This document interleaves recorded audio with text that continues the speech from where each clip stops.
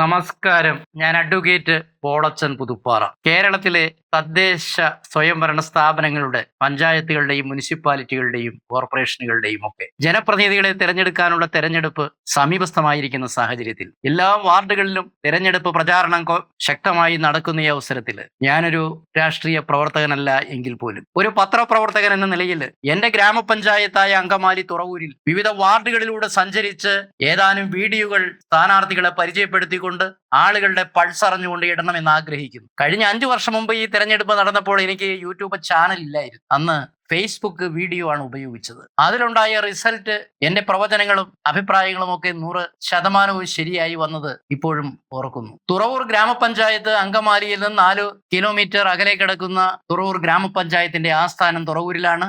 ഇതങ്ങ് ദേവഗിരി, ആനപ്പാറ അങ്ങനെ തുടങ്ങി അങ്ങ് തെക്കുവശത്ത് കാലടി ഗ്രാമപഞ്ചായത്തും കിഴക്ക് വശത്ത് മഞ്ഞപ്ര ഗ്രാമപഞ്ചായത്തും പടിഞ്ഞാറ് വശത്ത് അങ്കമാലി മുനിസിപ്പാലിറ്റിയും അങ്ങ് വടക്ക് മൂക്കന്നൂർ പഞ്ചായത്തും അതിർത്തി പങ്കിടും. കഴിഞ്ഞ ഏതാനും ദിവസം ഞാൻ തുറവൂർ ഗ്രാമപഞ്ചായത്തിലെ 1, 2, 3, 4 വാർഡുകളിലായിട്ടാണ് എന്റെ അന്വേഷണം നടന്നത്. തുറവൂർ ഗ്രാമപഞ്ചായത്തിലെ 1-ാം വാർഡ് അതങ്ങ് ദേവഗിരിയിൽ നിന്ന് തുടങ്ങുന്നു. ഇതൊരു വാല് പോലെ നീണ്ടു കിടക്കുന്ന ഒരു വാർഡാണ്. 1-ാം വാർഡ് വലിയ പ്രത്യേകതകൾ ഈ തെരഞ്ഞെടുപ്പിലുണ്ടായ വാർഡാണ്. അവിടെ UDFന്റെ സ്ഥാനാർത്ഥിയായിട്ട് നോമിനേഷൻ കൊടുത്ത TT പൗലോസ് തളിയൻ കോൺഗ്രസ് നേതാവാണ്. അദ്ദേഹത്തിന്റെ പത്രിക തള്ളിപ്പോയി. അദ്ദേഹത്തിന്റെ നോട്ടപ്പെശക് കൊണ്ട്, അശ്രദ്ധ കൊണ്ടുമാണ് അങ്ങനെ സംഭവിച്ചത് എന്ന് ഞാൻ മനസ്സിലാക്കും. കാരണം 14 വർഷം മുമ്പ് ഒരു വിജിലൻസ് കേസ് ഉണ്ടായി. ആ കേസിൽ ഹൈക്കോടതി സ്റ്റേ ചെയ്തിട്ട് ആ സ്റ്റേ പുതുക്കാനോ, പിന്നീടും അദ്ദേഹം മത്സരിച്ച് ഇവിടെ വാർഡ് മെമ്പറായിട്ടും ആ സ്റ്റേ പുതുക്കാൻ അദ്ദേഹം പോയില്ല, ശ്രദ്ധ കാണിച്ചില്ല. അങ്ങനെ അദ്ദേഹത്തിന്റെ പത്രിക തള്ളപ്പെട്ടപ്പോൾ പിന്നീട് UDFന്റെ സ്ഥാനാർത്ഥിയായിട്ട് വന്നിരിക്കുന്നത് തോമസ് പാറേക്കാട്ടിൽ. അദ്ദേഹം അങ്ങ്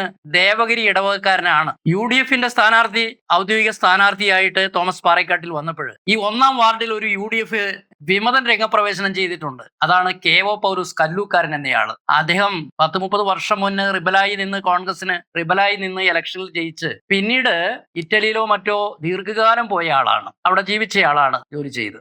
ഇനി ഇടതുപക്ഷത്തിന്റെ സ്ഥാനാർത്ഥിയായിട്ട് വന്നിരിക്കുന്നത് CPMന്റെ പ്രവർത്തകനായിരിക്കുന്ന നേതാവായിരിക്കുന്ന MM ജെയ്സൺ മുളവരിക്കലാണ്. അദ്ദേഹം വാതക്കാട് ഇടവകക്കാരനാണ്. അപ്പോ ഒരു റിബൽ സ്ഥാനാർത്ഥി കോൺഗ്രസിന് എതിരായിട്ടുള്ള സാഹചര്യത്തിൽ ഇവിടെ ഒരു ത്രികോണ മത്സരത്തിലൂടെ MM ജെയ്സൺ എന്ന CPM സ്ഥാനാർത്ഥി ജയിക്കുമോ എന്ന ആശങ്കയാണ് പല ഭാഗത്തും ഉള്ളത്. ഈ പ്രദേശങ്ങളൊന്നും CPMനെ സംബന്ധിച്ചിടത്തോളം അധികം പ്രവർത്തകരുള്ള സ്ഥലങ്ങളൊന്നുമല്ല, അണികളുള്ള സ്ഥലങ്ങളൊന്നുമല്ല. ക്രിസ്ത്യാനികളുടെ ഒരു കോട്ടയാണ്. 3 ദേവാലയങ്ങൾ അങ്ങ് ദേവഗിരി പള്ളി, ആനപ്പാറ പള്ളി, വാതക്കാട് പള്ളി, ഈ 3 പള്ളികളിൽ പെട്ടവരാണ് 3 സ്ഥാനാർത്ഥികളും എന്നതും മറ്റൊരു പ്രത്യേകത, ഇടവകക്കാരായിട്ടുള്ളവർ. ഇനി എന്നാണ് ഇവിടുത്തെ ജനങ്ങളുടെ പൾസ് എന്ന് നോക്കിയപ്പോൾ ഇവിടെ കോൺഗ്രസിന്റെ ഒരു റിബൽ സ്ഥാനാർത്ഥിയെ പ്രതിഷ്ഠിച്ച് അങ്ങനെ വോട്ട്, ജനാധിപത്യ ചേരിയുടെ വോട്ട് ഭിന്നിപ്പിച്ച് ജയിക്കാമെന്ന MM ജെയ്സൺ എന്ന CPM സ്ഥാനാർത്ഥിയുടെ സ്വപ്നം നടക്കുമോ? എന്റെ അന്വേഷണത്തിൽ കാണുന്നത്, അവിടെ പ്രബുദ്ധരായ ആളുകൾ പറയുന്നത്, ഈ തെരഞ്ഞെടുപ്പ് അസാധാരണമായ അസംതൃപ്തി കേരളം ഭരിക്കുന്ന പിണറായി സർക്കാരിനോട് ഉള്ളതുകൊണ്ട് ആ ശബരിമല വിഷയത്തിൽ ശബരിമലയിലെ ക്ഷേത്രത്തിന്റെ വാതിൽപ്പടികൾ പോലും കട്ടുമുടിച്ച ഈ സാഹചര്യത്തിൽ വളരെ ചുരുക്കമാം BJPക്കാരുള്ള ഈ സ്ഥലത്ത് പോലും BJPയുടെ വോട്ടുകൾ പോലും കോൺഗ്രസിന്റെ സ്ഥാനാർത്ഥിയായിരിക്കുന്ന തോമസ് പാറേക്കാട്ടിൽ വീഴുമെന്നാണ്. അവിടെ KO പൗലോസ് കല്ലൂക്കാരൻ എന്ന് പറയുന്ന സ്വതന്ത്ര സ്ഥാനാർത്ഥി, അദ്ദേഹത്തിനെ പറ്റി ആളുകൾ പറയുന്നത്, അദ്ദേഹം കഴിഞ്ഞ 10-30 വർഷമായി നാട് വിട്ട് ജോലി ചെയ്ത ഒരാൾ എന്ന നിലയിൽ ഇവിടത്തെ ആളുകളിൽ ഒരു 80% അധികം അപരിചിതനാണ്. 10-30 വർഷത്തെ ഗ്യാപ്പ്. അതുകൊണ്ട് അദ്ദേഹം കാര്യമായ വോട്ടുകൾ ഒന്നും പിടിക്കില്ല എന്നതാണ് ഇവിടെ കാണുന്ന ആളുകൾ പറയുന്ന ഒരു വസ്തുത. ഇപ്പോ MM ജെയ്സൺ എന്ന് പറയുന്ന CPM സ്ഥാനാർത്ഥി, അദ്ദേഹത്തിന്റെ പ്രത്യേകത ഒരു CPMകാരനാണ്. ഈ ശബരിമലയിൽ എങ്ങനെ CPMകാർ കയറി കൊള്ള ചെയ്തോ എന്നതുപോലെ തന്നെ അദ്ദേഹവും വാതക്കാട് പള്ളിയുടെ പ്രശ്നങ്ങളിലൊക്കെ ഇടപെട്ട് പള്ളിയിൽ എന്തെങ്കിലും പ്രശ്നം ഉണ്ടായാൽ അച്ഛന്മാരോട് ഒത്തുനിന്ന് മുതലെടുക്കാൻ ശ്രമിക്കുന്ന ഒരാളാണ്. 2 മുട്ടനാടുകൾ കൊമ്പ് കോർക്കുമ്പോൾ ചോര വീഴുമ്പോൾ ചോര കുടിക്കാൻ നിൽക്കുന്ന കുറുക്കനെ പോലെയാണ് MM ജെയ്സൺ വാതക്കാട്. ഞാൻ ഓർക്കുന്നു, കഴിഞ്ഞ 3-4 വർഷം മുന്നേ വാതക്കാട് ഇടവകയിൽ ഈ കോൺഗ്രസ് നേതാവായ ഇപ്പോൾ സ്ഥാനാർത്ഥിത്വം തള്ളിയ ആ TT പൗലോസ് തളിയന്റെയൊക്കെ കോലം എടുത്തുകൊണ്ട് കോലം കത്തിക്കാൻ വൈദികനോട് ഒത്തുനിൽക്കുന്ന ആളുകളെ കൂട്ടി കോലം കത്തിക്കാൻ പ്രകടനം നടത്തിയത്. ഇവിടെ ജനങ്ങളുടെ പൾസ് പറയുന്നത്, തോമസ് പാറേക്കാട്ടിൽ എന്ന് പറയുന്ന UDFന്റെ സ്ഥാനാർത്ഥി റിബലുണ്ടായാലും TT പൗലോസ് എന്ന ഔദ്യോഗിക സ്ഥാനാർത്ഥി പുറന്തള്ളപ്പെട്ടാലും ഈ 1-ാം വാർഡ് തുറവൂർ പഞ്ചായത്തില് അത് UDF സ്ഥാനാർത്ഥിയെ തന്നെ വിജയിപ്പിക്കും. തോമസ് പാറേക്കാട്ടില് അധികം ജനപ്രിയനാണ്. മാത്രമല്ല അദ്ദേഹം തുറവൂർ കോപ്പറേറ്റീവ് ബാങ്കിന്റെ ഡയറക്ടറായി തെരഞ്ഞെടുക്കപ്പെട്ട് സേവനം ചെയ്യുന്ന ഒരാളാണ്. സത്യസന്ധനാണ്. ഒന്നാം വാർഡിൽ ത്രികോണ മത്സരമാണെങ്കിൽ പോലും ഇന്നത്തെ പിണറായി സർക്കാരിന്റെ അഴിമതിയോടുള്ള കൊള്ളയോടുമുള്ള പ്രതിഷേധവും വരും തെരഞ്ഞെടുപ്പുകളിൽ കോൺഗ്രസ് അധികാരത്തിൽ വരണമെന്നുള്ള ആ ജനങ്ങളുടെ അഭിനിവേശവും ഒക്കെ ചേർന്ന് UDF സ്ഥാനാർത്ഥി പ്രതിസന്ധികളെ അതിജീവിച്ച് തോമസ് പാറേക്കാട്ടിൽ ജയിച്ചു വരും എന്നാണ് എനിക്ക് തോന്നുന്നത്. ഇനി രണ്ടാം വാർഡും അത് മാനപ്പാറയിൽ അപ്പുറത്ത് ദേവഗിരിയിൽ നിന്നും തുടങ്ങുന്നതാണ്. റോഡിന്റെ ഇരുവശത്തുമായി കിടക്കുന്നതാണ്. അവിടെ രണ്ട് സ്ഥാനാർത്ഥികളാണ് ശക്തമായിട്ടുള്ളത്. ഒന്ന് തുറവൂരിലെ കോൺഗ്രസിന്റെ മണ്ഡലം പ്രസിഡന്റായിരിക്കുന്ന പ്രമുഖ നേതാവ് MP മാർട്ടിൻ, കോൺഗ്രസ് സ്ഥാനാർത്ഥി, UDF സ്ഥാനാർത്ഥി. അപ്പുറത്ത് LDFന്റെ സ്ഥാനാർത്ഥിയായിട്ട് മത്സരിക്കുന്നത് TA പോളച്ചൻ എന്ന തിരുതനത്തിൽ പോളച്ചൻ. അദ്ദേഹം ഇതിനു മുമ്പ് ഒരിക്കൽ സ്ഥാനാർത്ഥിയായിട്ട് നിന്നും മത്സരിച്ച് തോറ്റയാളാണ്. ഈ വാർഡിൽ ഈ തിരുതനത്തിൽ പോളച്ചൻ എന്ന് പറയുന്ന മാർക്സിസ്റ്റുകാരൻ, അവിടെ പലരും ആയിട്ട് സംസാരിച്ചപ്പോൾ മനസ്സിലായത് കഴിഞ്ഞ വർഷം തോറ്റപ്പോൾ അദ്ദേഹവും അദ്ദേഹത്തിന്റെ സഹോദരനും ഒക്കെ അദ്ദേഹത്തിന് വോട്ട് ചെയ്തില്ല എന്ന് സംശയിക്കുന്ന ആളുകളോടൊക്കെ മോശമായി സംസാരിക്കുകയും പെരുമാറുകയും ചെയ്തു എന്നതിന്റെ വികാരം ഇപ്പോഴും അവിടെ നിലനിൽക്കുന്നുണ്ട്. കോൺഗ്രസിന്റെ മണ്ഡലം പ്രസിഡന്റും തുറവൂരിൽ ഫുൾ ടൈം രാഷ്ട്രീയ കോൺഗ്രസ് പ്രവർത്തനത്തിന് വേണ്ടി ഒഴിഞ്ഞു വെച്ചിട്ടുള്ള ആളുകൾക്ക് വേണ്ടി കാര്യങ്ങൾ നടത്തുന്നതിൽ വളരെ ദൃഢനിശ്ചയത്തോടുകൂടി പാർട്ടി സംവിധാനത്തെ കൊണ്ടു നടക്കുന്നയാളും ഒക്കെയാണ് ശ്രീ MP മാർട്ടിൻ.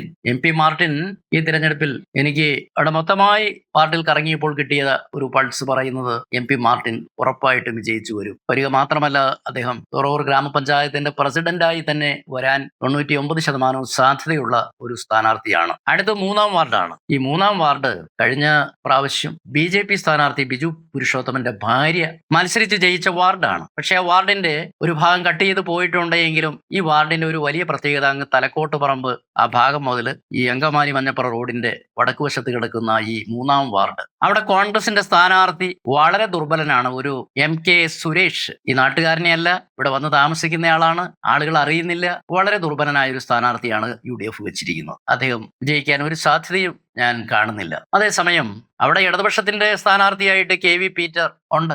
അദ്ദേഹം സഖാവാണ്, യാക്കോബായക്കാരനാണ്, ഒരു പ്രാവശ്യം പഞ്ചായത്ത് മെമ്പറായിട്ടുള്ളയാളാണ് പീറ്റർ. പക്ഷേ ഈ പീറ്ററിന് ഭീഷണി ഉയർത്തിയിരിക്കുന്നത് ബിജു പുരുഷോത്തമൻ എന്ന BJP സ്ഥാനാർത്ഥിയാണ്. ബിജു പുരുഷോത്തമൻ BJPയുടെ ലീഡർ എന്ന നിലയിൽ മാത്രമല്ല, ഈ പ്രദേശം പൊതുവെ ഹിന്ദു വോട്ടർമാർ കൂടുതലുള്ള ഒരു പ്രദേശമാണ്. മാത്രമല്ല ബിജു പുരുഷോത്തമൻ BJPക്കാരനാണെങ്കിലും അദ്ദേഹത്തിന്റെ പ്രവർത്തനങ്ങൾ, ജനസേവന പ്രവർത്തനങ്ങൾ BJP സംവിധാനത്തിലും അല്ലെങ്കിൽ കേന്ദ്ര സർക്കാരിന്റെ ആനുകൂല്യങ്ങൾ ആളുകൾക്ക് വാങ്ങിക്കൊടുക്കുന്നതിലും ജനങ്ങളോടൊത്ത് പ്രവർത്തിക്കുന്നതിലും വലിയ പ്രവർത്തനം കാഴ്ചവെച്ചിട്ടുള്ള ബിജു പുരുഷോത്തമൻ ഉറപ്പായിട്ടും ഈ മൂന്നാം വാർഡിൽ ജയിക്കുമെന്നാണ് എന്റെ കണക്കുകൂട്ടൽ. ജനം അതാണ് പറയുന്നത്. ഇനി നാലാം വാർഡിലേക്ക് നമുക്ക് വരാം. ഈ നാലാം വാർഡ് എന്ന് പറയുന്നത് അങ്കമാലി മഞ്ഞപ്പുറ റോഡിന്റെ തുറവൂരിലെ അങ്ങ് തെക്കുവശത്ത് കിടക്കുന്ന വാർഡാണ്. ഈ വാർഡിൽ തന്നെയാണ് ഞാനും എന്റെ വീടും. ഇവിടെ സ്ഥാനാർത്ഥികളായി മത്സരിക്കുന്നത് കോൺഗ്രസിന്റെ ജോസി ജേക്കബ് പാലാട്ടിക്കൂനത്താനും ഇടതുപക്ഷത്ത് നിന്ന് മാർക്സിസ്റ്റ് പാർട്ടിയുടെ KY വർഗീസുമാണ്. KY വർഗീസ് 5 വർഷം മുന്ന് തുറവൂർ ഗ്രാമപഞ്ചായത്തിന്റെ പ്രസിഡന്റ് ആയിരുന്ന ആളാണ്. പക്ഷേ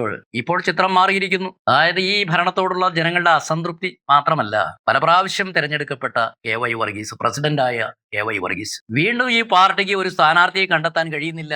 അദ്ദേഹം തന്നെ വീണ്ടും സ്ഥാനാർത്ഥിയായിട്ട് വരുന്നു. എന്റെ വാർഡിൽ നിന്നുള്ള ജനപ്രതിനിധിയായി മത്സരിക്കുന്ന ശ്രീ KY വർഗീസിനോട് ഞാൻ ചോദിച്ചു, നിനക്ക് 17 വയസ്സ് പ്രായമായില്ലേ, പ്രസിഡന്റ് വരെ ആയില്ലേ, ഇനി നിനക്ക് എന്തുകൊണ്ട് മാറി നിന്നുകൊണ്ട് ഒരു പുതിയ തലമുറയിൽപ്പെട്ട ഒരു ചെറുപ്പക്കാരനെ മത്സരിപ്പിച്ചുകൂടാ? അങ്ങനെ മത്സരിക്കാൻ CPM ആളെ കിട്ടുന്നില്ല എന്നതാണ് സത്യം പറഞ്ഞത്. കാരണം CPM എന്ന പാർട്ടി ഇന്ന് ശുഷ്കമായിക്കൊണ്ടിരിക്കുകയാണ്. ഒരു കാലത്ത് AP കുര്യനെ പോലുള്ള ആളുകൾ, പ്രതിഭാശാലികളെ ആളുകൾ നേതൃത്വം കൊടുത്ത ആ പ്രസ്ഥാനം ഇന്ന് അസ്തമിച്ചുകൊണ്ടിരിക്കുന്ന ഒരു കാഴ്ചയാണ് അങ്കമാലി നിയോജക മണ്ഡലത്തിന്റെ എല്ലാ ഭാഗത്തും കാണുന്നു. അണികൾ നഷ്ടപ്പെട്ടുകൊണ്ടിരിക്കുന്നു, പുതിയ ആളുകൾ വരുന്നില്ല. ഇവിടെ ജോസി ജേക്കബ് എന്ന സ്ഥാനാർത്ഥി, അദ്ദേഹം പാലാട്ടിക്കൂനത്താൻ കുടുംബാംഗമാണ്, യോർദനാപുരംകാരനാണ്.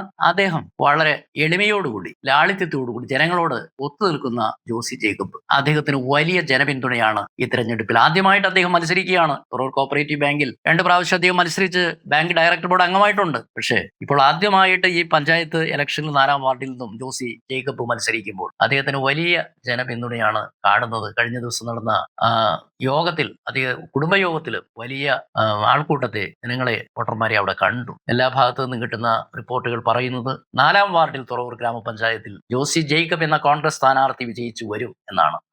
ഇതാണ് ബാക്കി വാർഡുകളിലേക്ക് ഇന്നു മുതൽ ഞാൻ സഞ്ചരിക്കാൻ പോവുകയാണ്. നന്ദി, നമസ്കാരം.